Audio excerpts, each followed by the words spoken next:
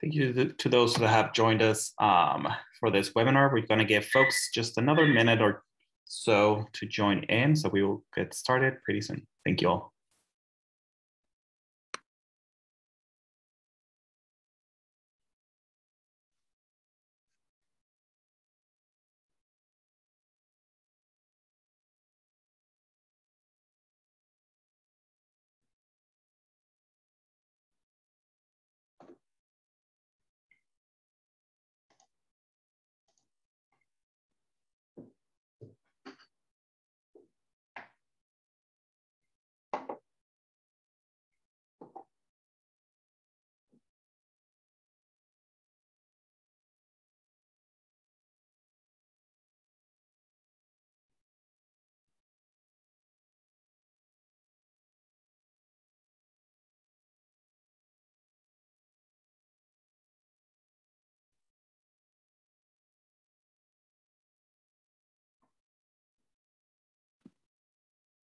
All right, I think we can get started. Some folks I see are still trickling in, but we can go ahead and get started.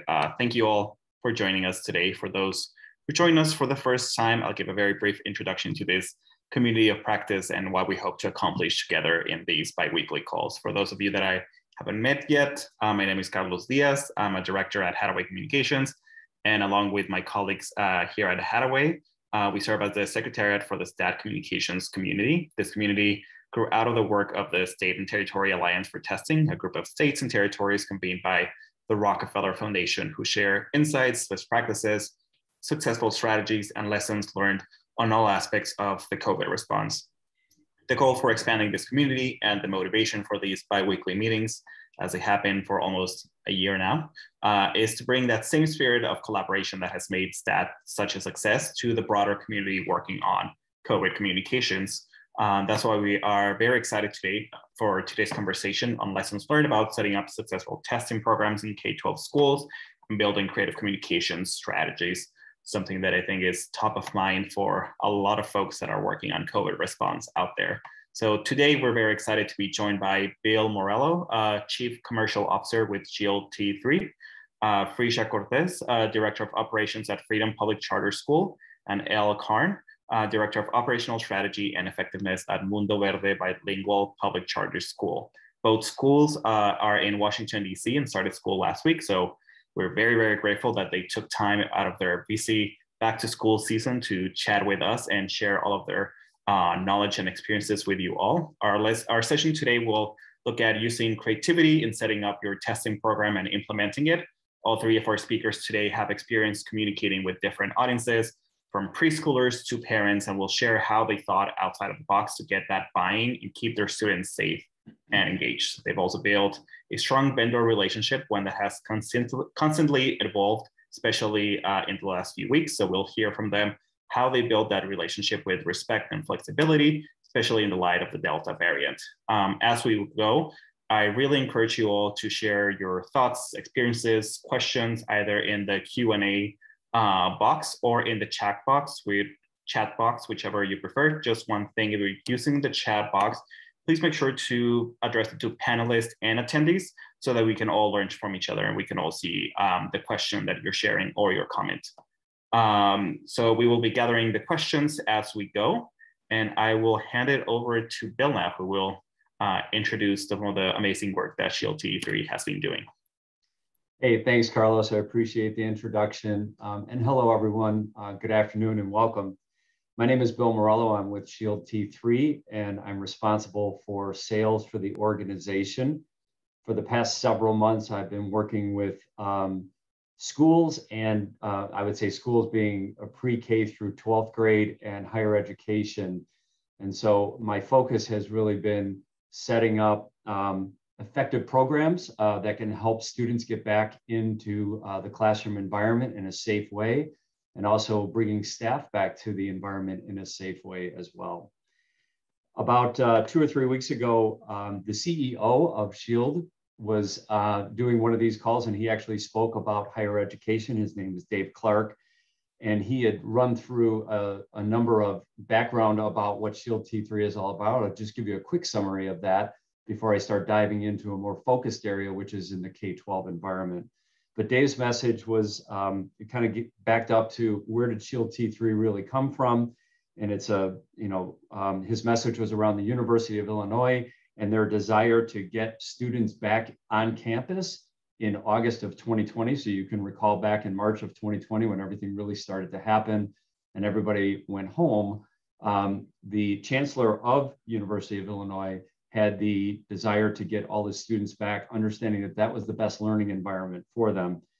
So they used technology and science, and they created a program that was very effective and efficient at testing that allowed tracing of and detecting of COVID positive people, and then managing those people to make sure that they were not, infecting the population. And it was wildly successful, such so that they created an organization called SHIELD T3, where they could share that process and technology across all campuses and K-12 environments, and quite frankly, even beyond that, manufacturing, commercial, and so on. And so the SHIELD T3 was born out of this technology that worked in the University of Illinois, and it was their desire to share that with other schools that could help get their students back, and staff members back in a safe environment. The technology that we provide is comprehensive. Its solutions are designed to curb and control the spread of COVID-19, and that's the specific approach that we take. This allows schools and workplaces and communities to reopen. So when you think about getting students back in the classroom, you also want to be concerned about the communities that they live in as well. So we're protecting students not only in the classroom where viruses can be spread, but also when they leave the classroom and then they head back to their communities. And so our approach is really multi-functional approach and trying to really help society in solving some of the problems that we're facing through this pandemic. Slide 2, please. Thank you. So as I had indicated, we're SHIELD T3, and let me explain what the T3 stands for. I'm going to start with target. So I'm going to go to the bottom here and talk about what target is. It's targeting the right audience. And I have to be honest with you folks, over the course of the year, targeting the right audience has evolved over time. About 2 months ago, we would have been targeting the audience that was unvaccinated, as they were the biggest risk to contracting COVID and then spreading COVID. But as everybody's aware today, the Delta variant is breaking through even with vaccinated people. And so the target audience has changed. And so in many cases, we're working with schools and universities and such that are targeting their entire population, not just the unvaccinated population. So target is a very important aspect or a first step in understanding what audience you really want to look at, and for the next step, which is test. Once you've identified who you want to target, then we need to test, and we need to put together a program that tests rapidly, broadly, and accurately. So rapidly meaning that we can collect as many samples as we can, that we can process those samples, and we can provide results. And then when we result them in a very fast fashion, then we can tell the organization, here's where you have areas that you need to be concerned about. For example, places where you may have positive individuals, so that they can act on those results and then do the contact tracing and remove those individuals from the environment to avoid the spread of the COVID virus. Next slide, please. So just a little bit more about SHIELD T3. It is born out of technology and science that was created by the University of Illinois. So it's cutting edge university research. This has been commercialized and shared across the US through SHIELD T3, so that all public places being K-12, higher education, workplaces, manufacturing facilities can benefit from this cutting edge technology. And this truly does have an impact on the society. So, it's our business, and what we strive to do is to have an impact, a positive impact on society, and try to keep people safe and try to get them to return to something that looks like more normal than having to be at home and staying inside. Next slide, please. All right, so a couple things I just want to draw out here.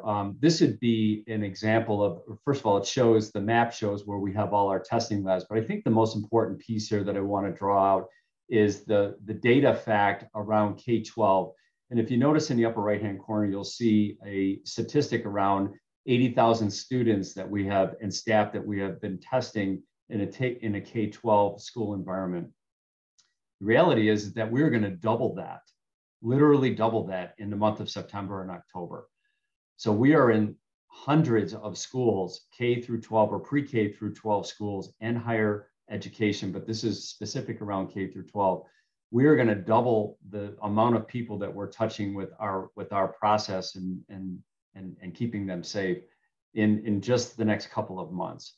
And so I think that was the important point to show here. We're going to talk more about what some of the other things look like on the slide, like in the bottom, when we're talking about the map and the results and all that. We'll get to that in a couple of slides coming up. Next slide, please. All right, next thing I want to talk to you about is how we interface with schools and helping them get their students and their staff back to the classroom environment, but in a safe manner. And quite frankly, it's a customized approach for every school. Every school has a different need based on their population. There's certainly a difference between a pre-K through 5th grade, a 6th through 8th grade, or at a high school level in the challenges that we face. And certainly anywhere from a very small school to very large schools and how we approach the setting. And so the conversation starts with the administration at the school and understanding what their unique challenges are that they're trying to solve for, and how we can customize an approach to setting up and standing up a testing program that is safe, effective, but also least invasive to the environment at the school. And so it really starts with a lot of conversations and a checklist of things that we go through with the school personnel to try to address all aspects of things that will be encountered when they actually set up a program.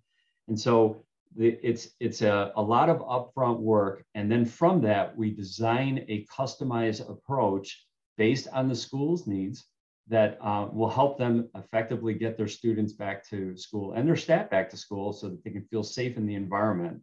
But also do it in a way that's least disruptive to the daily operation. With the understanding that the desire is to get students back in school, but we also want to do that in a way that feels as normal as possible as the way it used to before or pre-COVID or pre-pandemic. We're striving to try to set that environment up. Next slide, please. So what I'd like to talk about a little bit is some of the things that we do to try to effectively set up a plan for a school. Every school that we work with is unique. Some schools are very small in nature. Some are a medium size with maybe a very diverse group of people, and some are very large. And so the approach that we take could be one of a very simple cart moving from room to room to do a sampling program, to something that's a little more streamlined with set up tables and then collection process, to something that's even more complex, where we have multiple locations within a facility so that we can spread the population out, with the understanding that we want to embrace social distancing, and we don't want to have people congregating in one spot as they're doing the collection process. And we want to be able to do this where we can move the population, the students and the staff, through as fast as possible and efficiently as possible. And in many cases, it's a combination of all three of these approaches, where we may use a cart in one aspect of the collection process. We may use a simple collection setup in another aspect for, say, staff members early in the morning before we start class. And then a more complex setup when we have large numbers of students that we want to try to do collection with and get it done efficiently and then get them returned back to the classroom environment. So I guess the message on this slide is really around that we customize our approach and we work with the staff to come up with the best solution. In some of the things that you're going to talk about, you'll see in future presentations or following this, you're going to see that we've even done this outside. We've set up tents outside and done the collection process outside. We've used gymnasiums or cafeterias, and we've even used long and wide hallways to effectively move people through and do the collection process. So we work with and customize an approach based on the needs of the school. Next slide, please. So along the way, we've learned a lot of things. We started our process at the University of Illinois with higher education. These are college level students, for all practical purposes, adults. And we had an effective program in keeping them safe and back in the environment. We then took that and we went across the United States in other universities to share that technology to get them back in the environment. And then we took that knowledge and we evolved into a K-12 environment or a pre-K through 12 environment. And over the course of a year, we have learned a lot about what works well and what doesn't work well. So of course, not everything that works well in a higher education environment is going to work well in a pre-K through 12 environment. The high school level environment seems to work pretty close to the university level, but when you start getting to 6th through 8th or going all the way back to pre-K through 5th, there are other challenges that we face with that level of students that we're trying to do collection process with. So we've learned a few things along the way. A couple of things that we've learned is preparation and preparing the students for what's coming is extremely important. And in a moment, we're going to show you a video that we created, and it's a student-friendly cartoon-ish kind of video. So we'll play that in a second. But we learned that when you prepare the student for what's about to come, they are better prepared for what they need to do in order to make this a successful program with the highest quality outcome, which is going to protect them and protect everybody around them. So a few things that we've learned along the way. We do know that smaller children require a little more hand-holding. They require a little more encouragement. We have learned that sometimes saying if they're very successful at providing their sample, we'll give them like a freeze pop or something like that, which is very encouraging.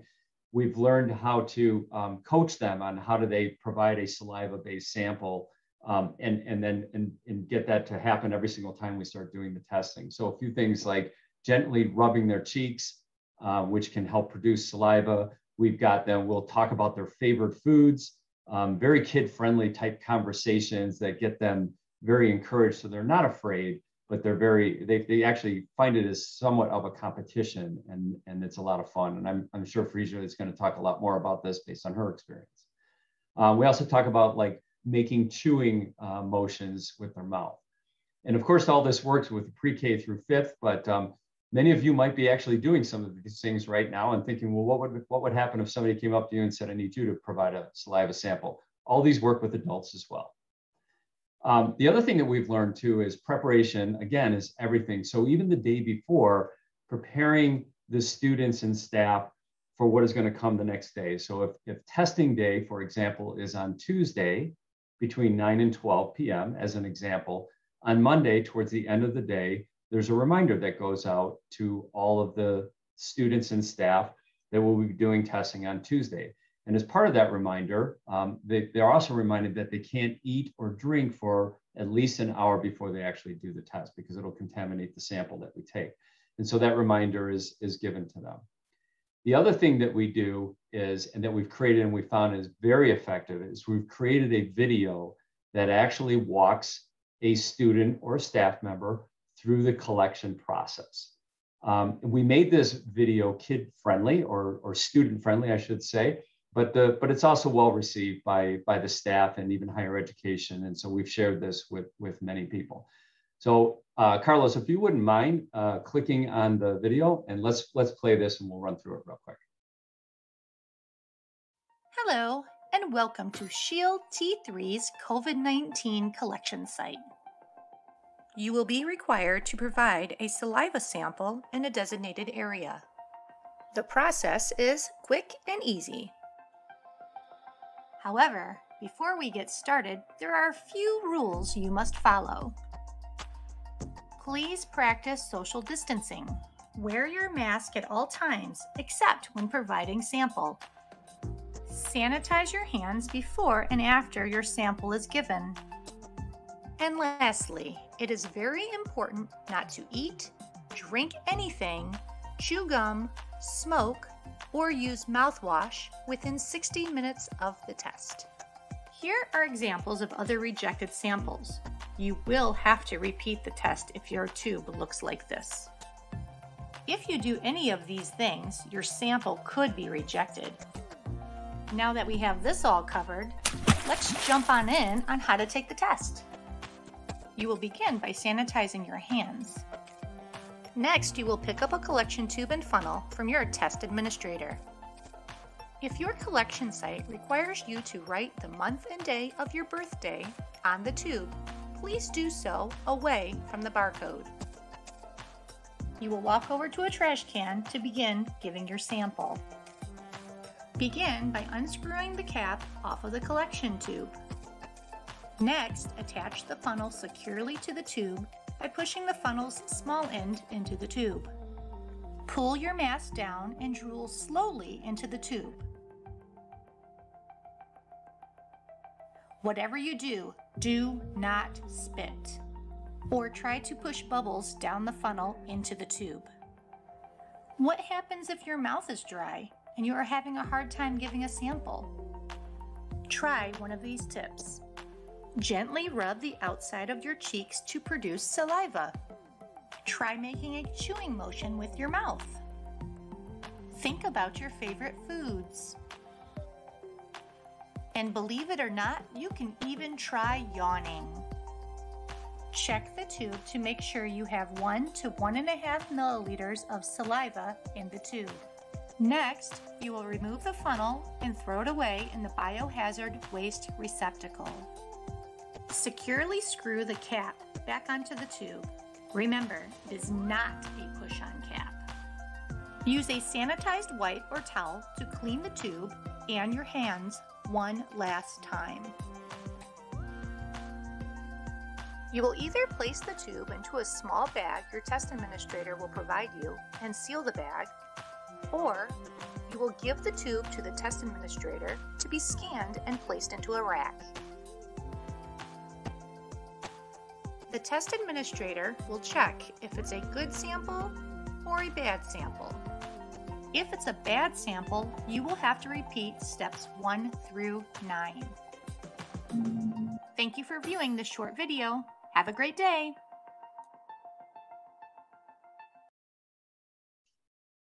Thanks, Carlos. All right, so I don't know if how that came across. It's not as choppy when you watch it live. It was a little bit choppy on my screen. But the idea of the video is to instruct or give some kind of an understanding of what's going to happen. So let me give you a real world example of how we're actually starting up a school. Actually, I would like to go to the last slide. I want to talk about the dashboard, and then I'm just going to do a very brief description of what's really going on with a live startup. So when we're done collecting all the samples, one of the values of the Shield T3 program is the way we report results.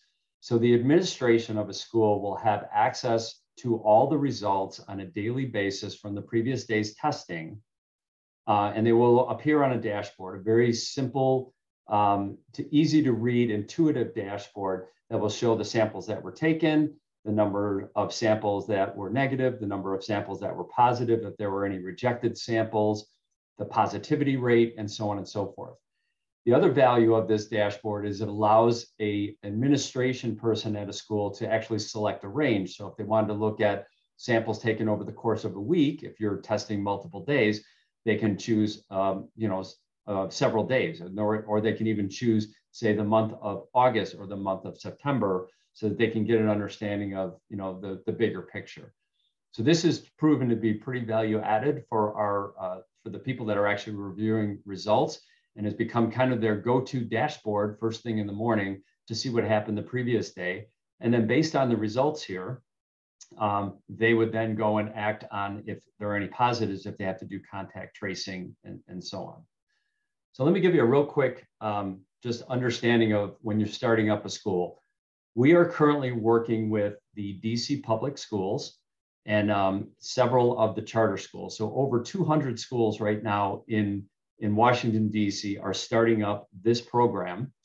The beginning of the program is always a little bit clunky. It's a little bit challenging to kind of get everybody into rhythm, and it usually takes about a week or two for everybody to get used to the testing program.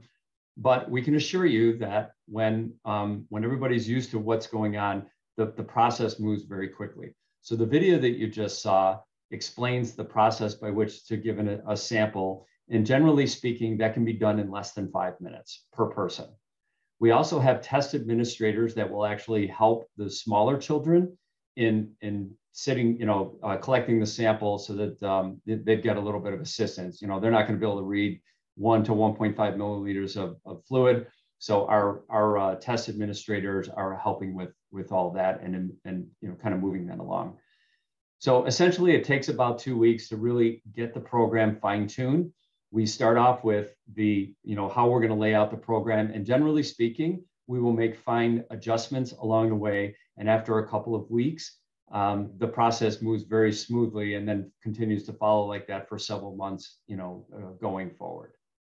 So with that, I'm going to turn it back over to Carlos and to our next speaker. All right, thank you, Bill, for that overview. I believe now Fresia will share some of her experiences at her school and working with Shield T3.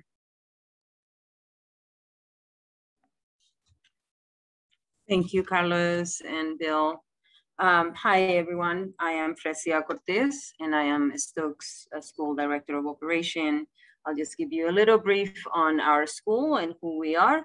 We are an IB language immersion school in the District of Columbia. We serve just under 700 students across 2 campuses.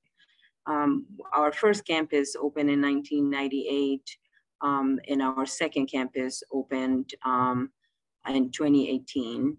Our school mission is to prepare culturally diverse scholars to be leaders and responsible citizens that are committed to social justices. We teach children to speak, read, and write in 2 languages, English and French, or English and Spanish, with a dual focus on the academic excellence and community service. Our response to COVID-19 was to put in action seven key strategies, safety strategies, in order to welcome both our scholars and our staff into our building. So we originally started with 7 strategies. We added an 8th strategy, vaccination, following the Mayor Bowser's mandate in the city. And our strategies really focus on healthy hygiene practices, face covering and PPE, social distancing, health survey and temperature checking, cleaning and disinfecting, students and staff testing, cleaning and disinfecting students, and COVID response protocols, and lastly, vaccination. We've had several trainings with both staff and parents.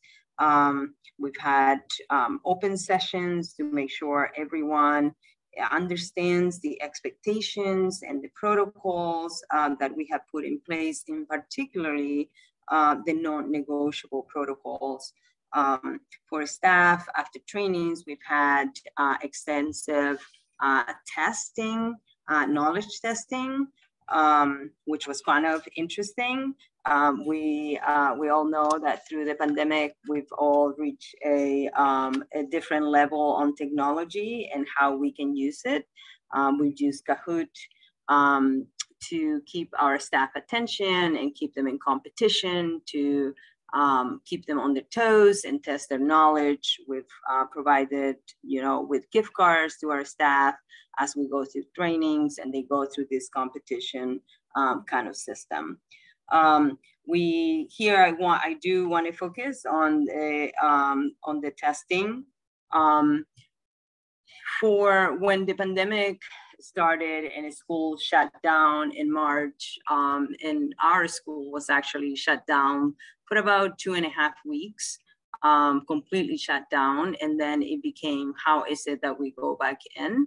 And of course, the first people, I'm an operations person, so the first team members to be in there were the operations team. And so for us, it became, how do we make this decision to go in? And the first one was to understand what was the importance, number one, of testing, and what was going to make our ops teams people feel safe and comfortable to go back into the building so we can prepare to actually bring back our students. So we consulted literally with each individual operations team member and asked that question: what would make you feel comfortable and safe? And hands down, it was, if we have to be here, if we're coming back, we want testing. We want to make sure that we are safe, at least for a week, and so on. So originally, we started with a local clinic in the city. They were willing to come out to the school and provide us with that testing. Later on, as students started coming in and additional staff started to come in, this clinic couldn't support us because they were mainly focusing on vaccination. Therefore, we had to look for a different vendor. And so through different research and working with other operational leaders in the city, we have different groups. Also, the Charter School Growth Funds, operations network, nationwide network, we came out to joining and partnering with a lab in New York to start pool testing. And for us, ideally, we wanted to start from the get-go, not from, we wanted to continue to test 100% of everybody that was coming in-house. Particularly because we were adding now younger students and additional staff. Unfortunately, the cost of that was a little bit too much for us. So we started with 50% of pool testing. And eventually we came down and came in contact with who I call my saviors, Shield T3, because we, at that point, we realized we can actually test 100% of our students and our staff. At the time, the program was being funded by the Rockefeller Foundation. So it was a no-brainer for us to go with Shield T3. And really, the partnership kind of started from there. And I have nothing but great things to say about them. Because they became part of our team. Whoever I have spoken about them, I have mentioned this, they're not just an organization or a vendor as I had before. They become part of your team. If you see on the photo, on the superhero photo, two of those people in the photo, they are they're Shield T3. Our managers, our account managers, and they were essentially in-house, hands down, helping us, implement the program, and not just, verbally, but like when I say hands down, they were in there helping us with our students. So we have, we started with two different setups. We started at one campus on testing everybody as they were coming in. We just set up outside chairs with social distancing. Our ops teams was on full PPE plus our capes. And then at the other campus, we did scheduling because we couldn't accommodate everybody coming in. So what's next slide? This is an example of the other campus. We use a space if you're in the education, a system has become very problematic. So we use every little space that we have This is at one front of our school. We place the chairs with social distancing, and there's typically 3 of us per class. And our classes range from 18 to 24 students. So with the little ones, you do need a little more attention. At the beginning, you know, our students, as IB students, they were inquirers, right? They wanted to know how, why, when, and so on. They were open-minded, and then once they got that, they just took it at heart. And a lot of them, it's really actually kind of neat for the and particularly for the pre-K 3-4. Bill kept mentioning K through high school, and in the back of my mind, I'm saying you have to say pre-K 3 because that's what they pilot this program with the school, with the Stokes. And when on our original conversation with them, they weren't providing that. And for us as a school, it was important because at that time, about 65-70% of our population was going to be pre-K 3, pre-K 4. And they were flexible and open-minded and said, why not? Let's try it. So we gave it a shot. It took probably 2 weeks for the written to go with the little ones. But once they get going, it's incredible to see them. I mean, some of them literally, they save their saliva on their way to school if they're the first ones to be tested at 8 o'clock, or when they're transitioning from the classroom to where we're testing. So they'll just save their saliva. They won't even say hi to you, and then they'll just drool. And important to say, drooling versus spitting, as Bill had said, and they are very conscious of that. So this is just an example of how we're testing at one of our campuses outside. Next slide. That's you, Elle. Oh, okay. So we, Stokes School decided originally that we've taken this in a very, very conservative way. And I'm very glad that the whole leadership of the school and the stakeholders have taken part of this. We developed a health agreement, a very lengthy health agreement for both, not just the families, but also for the staff. And we developed this agreement by researching examples from other schools locally as well as nationwide. We took from those examples what was best aligned with our school. And then we, of course, had the attorneys review the agreement, and all of families and staff have submitted their agreement. And we attribute the success of that because they all understand the importance of every protocol and procedure that we have put in place. They know that safety is at the top of our mind, and that at the end of the day, we're all on this together. Next slide, please.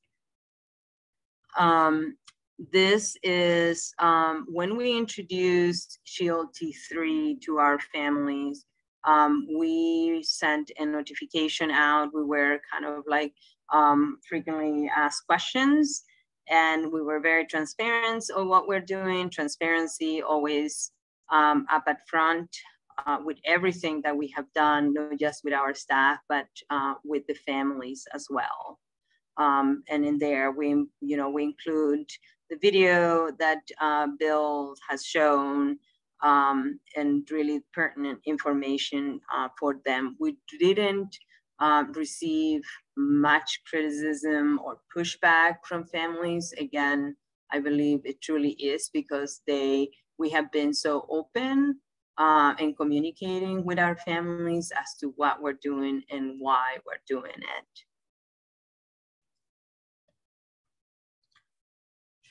And I think next comes Elle.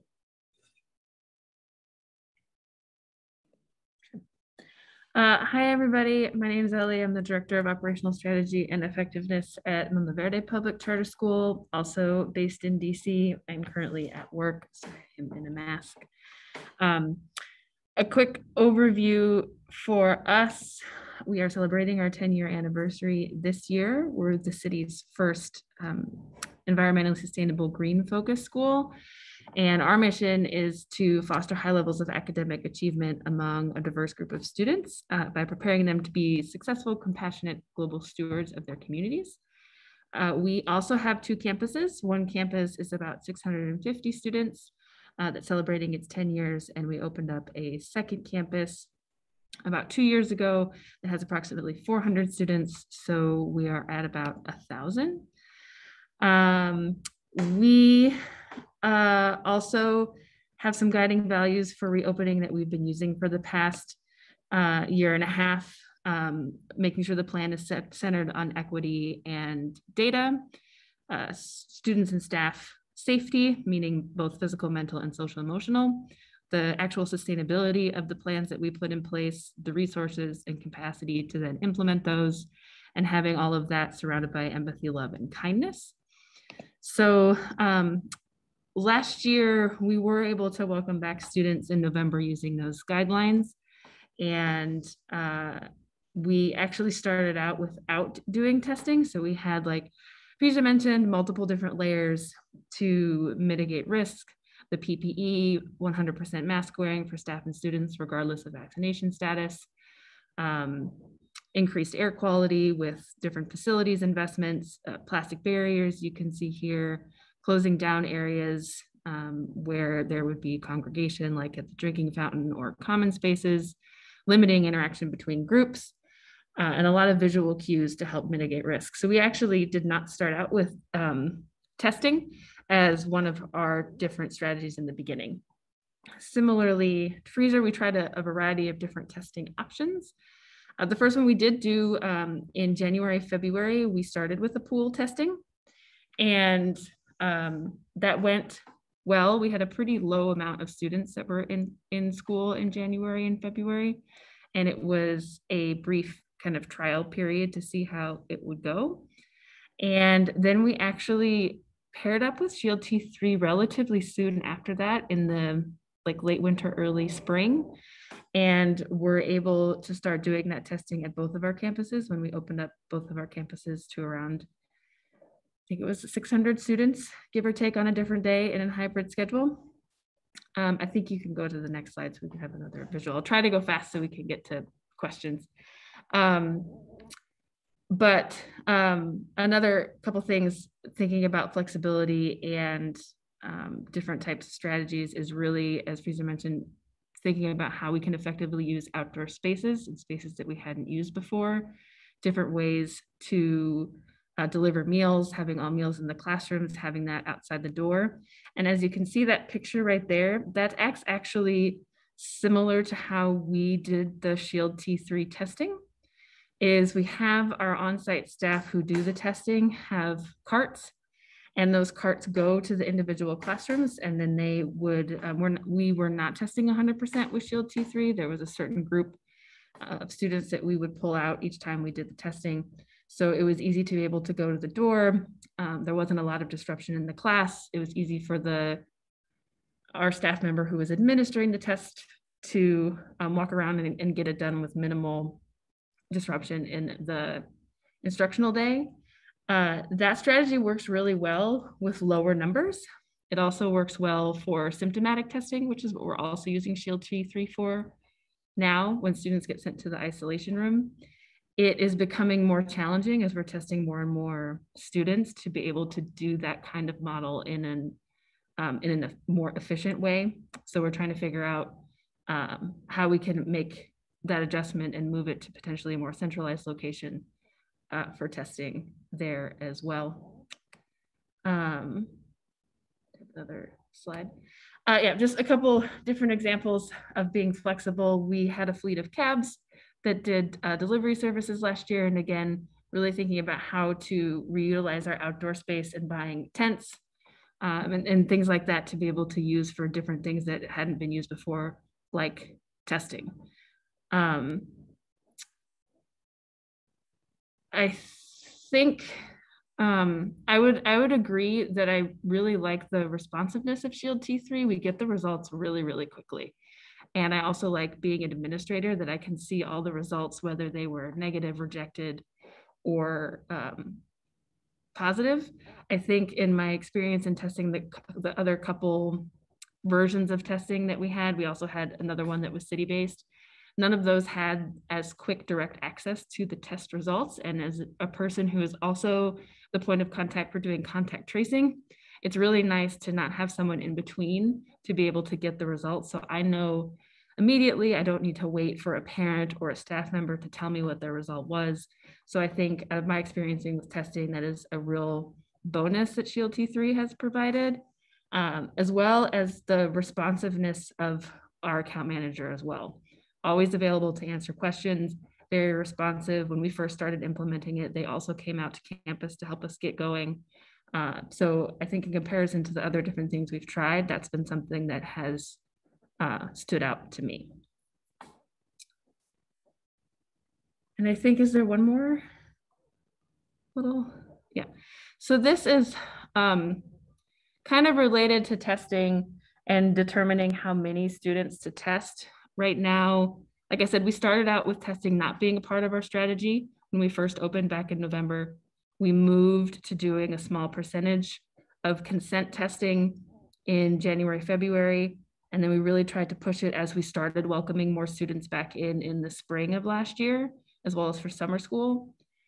This year, we have also really been encouraging testing, and we actually just this week switched to an opt-out model instead of an opt-in, and have obviously seen a pretty dramatic increase in the amount of students that will be able to test now that you have to opt out of the program.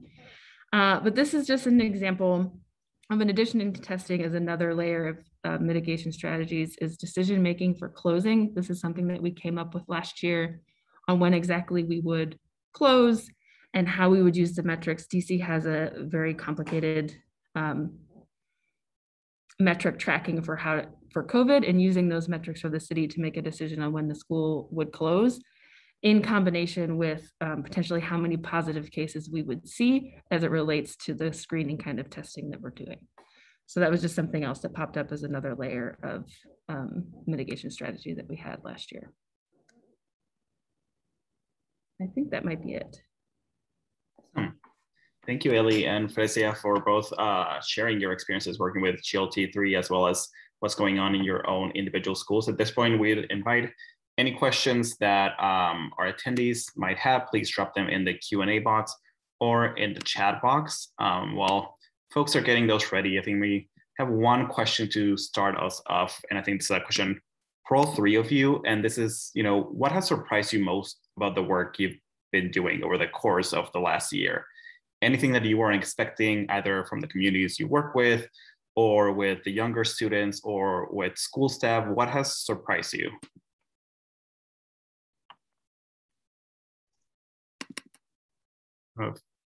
Bill, would you like to start? I sure can. So I would say what surprised me the most, even in the last several months, is how the conversation has changed. I would say that throughout this pandemic, there's been lots of twists and turns to, what are we going to do next? And we're a lot smarter than we were a year ago. But even 3 months ago or 2 months ago, the conversation was very different than it is today. And as these variants continue to emerge, they're making that conversation shift almost daily or weekly. And so that's probably been the biggest challenge for us, is how do we stay out in front of coming up with the most effective program to keep people safe, even people that are vaccinated. There was a mindset at one point that if you were vaccinated, then you were okay, and there was nothing to worry about. And 6 to 8 weeks later, that mindset has completely changed. So that's probably the biggest for me, is that we always have to be on our toes, and we've got to be very nimble in how do we respond to changes that this ever evolving environment. Thank you. Fresia, I know you were also going to share something.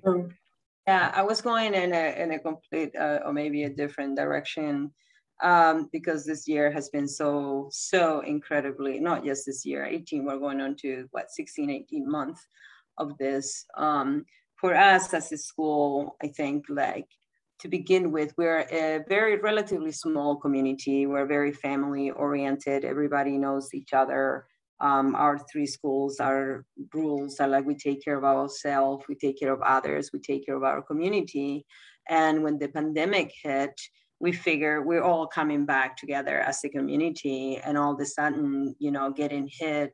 But the inflexibility of and the insistence on of our parents to really operate our schools in a way that it was their way, regardless of the guidance that was being provided by CDC, science, and city officials, right?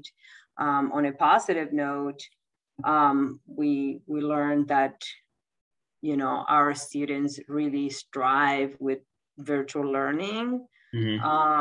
For those that had, you know, difficulties and challenges on a daily basis in their classes, they found their own spot with virtual learning. And then for those that came in, again, I think I mentioned early, they were, you know, inquirers and open-minded and risk takers. And when it came to the testing, it truly was,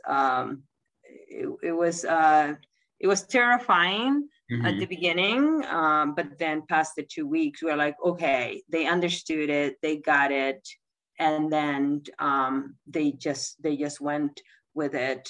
The force that in operations teams bring into a school and the resilience to keep those doors open was very surprising.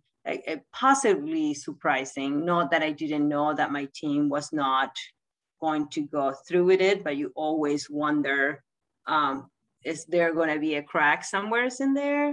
And just for them everybody coming together and pulling us through all of this as to where we are right now. Yeah, so a different direction than what, you know, where Bill had taken it. Yeah. Well, I'll go the opposite direction. Please. And say, to build on what Fresia was saying, agreed that in particular ops team members seem to be really resilient, and that it's not sustainable. And how do we not only support those staff, but allocate resources, because dealing with COVID takes a lot of time, a lot of time. And we have hired a position specifically to deal with COVID as a COVID coordinator, and I'm still doing a lot. So it's probably, I mean, for the amount of emails I got today of students that are being excluded because of COVID symptoms was probably 30 to 35. So, and having to be sent home because they got sick during the day. So I think what I learned was, when you have a small group of kids, I was able to manage it on my own, but it became evident pretty quickly, especially because I'm seeing some chat about a test to stay program, which I really like. A friend of mine is in Massachusetts, where they do a test to stay, which takes away a lot of that quarantining, remote learning, that whole coordination, contact tracing piece as well. So I'm a proponent of test to stay. So we're not doing that here in DC. It's a test. DC is currently a test out of quarantine instead of a test to stay. But I would say, noticing pretty quickly that as you grow and have more students and following more protocols, you have to allocate resources to just focus on that, or you won't be able to do anything else related to running like a school without COVID in general. So that was a lesson that we learned last spring and put it specifically in our budget, but I could probably use another one. If I'm going to just truly hands down on your last portion, Elle, because we cannot, there's not enough hands in-house to support everything that goes with all of this COVID stuff, right? Particularly for, well, not just for operations, but in general for schools. What I will say, our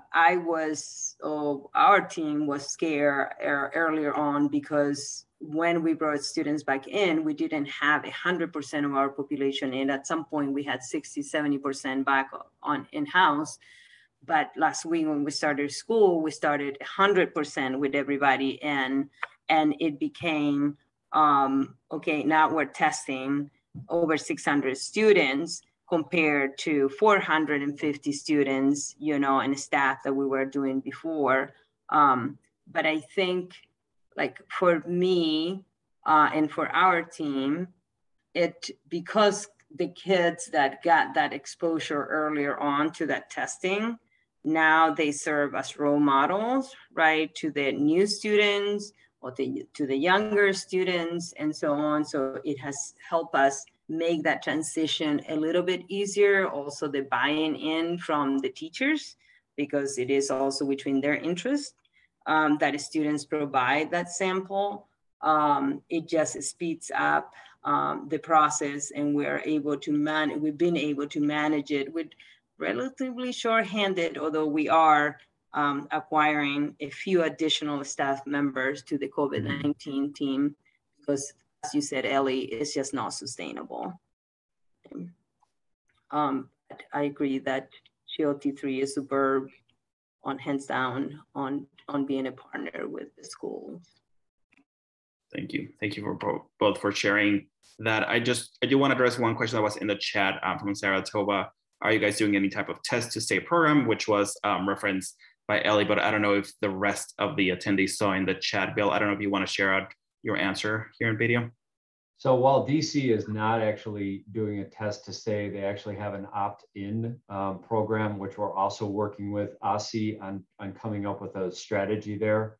There are many other school districts that we work with that do have a test to stay program. And basically, you know, what that means is if there's close contact, there are stricter testing requirements for those individuals that had close contact with a COVID positive person, where they're required to test multiple times in a week to make sure that they are not positive or that they don't end up being positive. And so we have actually stood those programs up in other school districts across the country. Not something that we're doing in DC right now, but certainly something that could happen if they want to implement that in the program. The one we are working with right now, though, is an opt-in that we're trying to figure out a way to stand up what that program looks like, because those students are already removed from the environment. So how do we test them and then, you know, check the tests and then get them back in? That's the challenge that we're working through right now. Thank you, Bill. As folks given their last minute questions, if they have any, Fresia, I'd like to touch on something that you mentioned in your presentation. You said that you consulted with every operations team member on what made them feel safe. Why was that important for you all, and how did that inform the whole process moving forward for you? Yeah. So everybody was on chaotic and anxiety, high stress level. We're shut down. The world is coming to an end and so on. Nobody wants to go back to work. And we knew that's all. We got to get back into the facilities. We got to get this all going. So it was that question, what would make you feel comfortable? And that was the key. There were, you know, if we get tested, can we get tested? And so we started looking, how do we make this available without exposing our staff going outside of the school? So it was a controlled environment. And so with that in mind, we came into that partnership.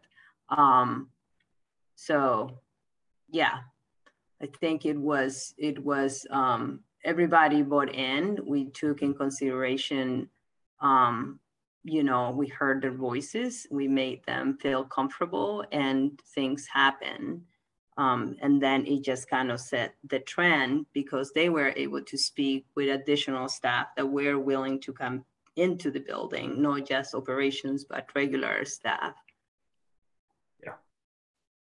Thank you, Fresia. I'm wondering, as we have 1 minute left, any closing thoughts? Either Bill, Elle, Fresia, anything else that you all haven't mentioned that you would want to share with our attendees? Go ahead, folks. I think it'd be appropriate for you guys to respond.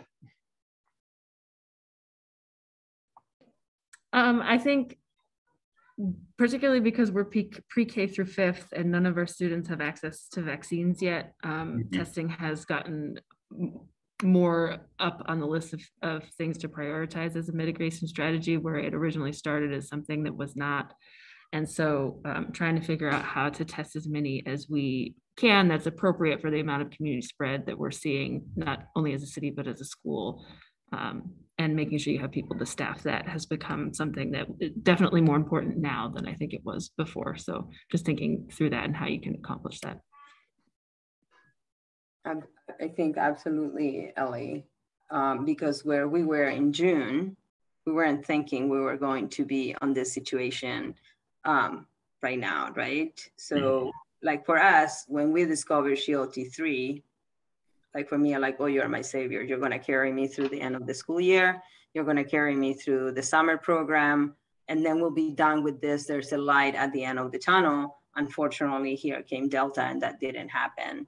We continue to be conservative and decided to opt out of the Aussie program on a one-way and use just the funding and work with Shield T3 to figure it out. Because they're so flexible, right? We were able to figure it out. Okay, we can shift here and there. This is what we can do. So we can still accomplish our 100% of testing. And again, I think, we are being very, very, very conservative, but we didn't have to shut down last year. We had one false positive last year. And so we're hoping, that was what kept our staff in check and feeling safe, and the same, for our families. So. Thank you. All right. Anything, Bill?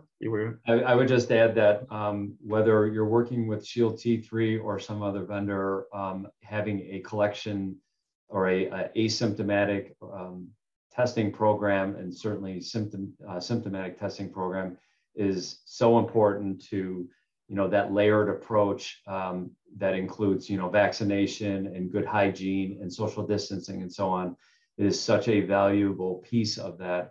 And I encourage everybody to be considering that, and not just one or a few of those, but all of those.